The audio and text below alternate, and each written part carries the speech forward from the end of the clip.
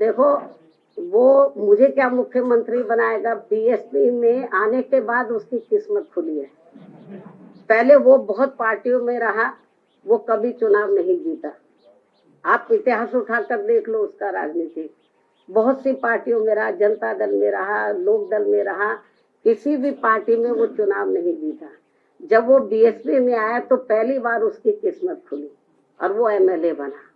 तो ये जो हवाई बातें हैं तो वो बेकार हैं।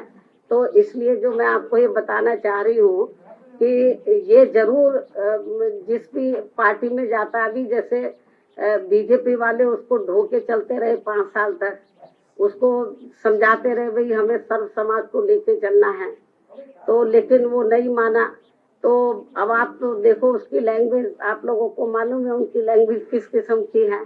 जबकि आप लोगों को जब हम अम्बेडकरवाद की बात करते हैं तो बाबा साहब डॉक्टर अम्बेडकर की जो सोच है उसको समझना चाहिए।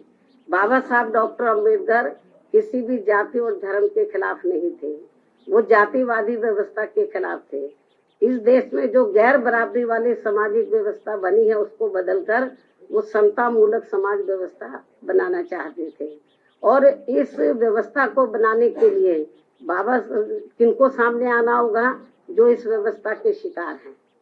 तो जो इस व्यवस्था के शिकार हैं उनको अपर कास्ट को भी साथ में लेकर जब सर्व समाज में भाईचारा पैदा हो जाएगा तो तभी तो समता मूलक समाज बनेगा।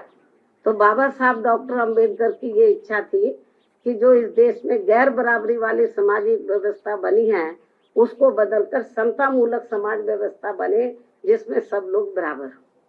तो उसी आधार पर हमारी पार्टी इस मूवमेंट को लेकर, बीएसपी के मूवमेंट को लेकर चल रही है। आज शेखर रावण ने समाजवादी पार्टी में गए थे लेकिन उनकी बात नहीं बनी है। उन्होंने कहा है कि वह अब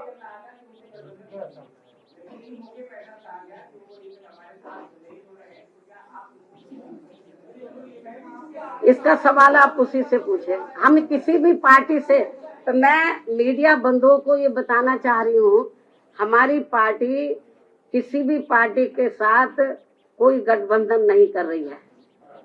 हमारी पार्टी अकेले अपने बलबूते पर पूरी दमदारी और तैयारी के साथ चुनाव लड़ रही है। हमारा गठबंधन किसी पार्टी से नहीं, हमारा गठबंधन सर्व समाज में भाईचारा पैदा करके ये गठबंधन चल रहा है।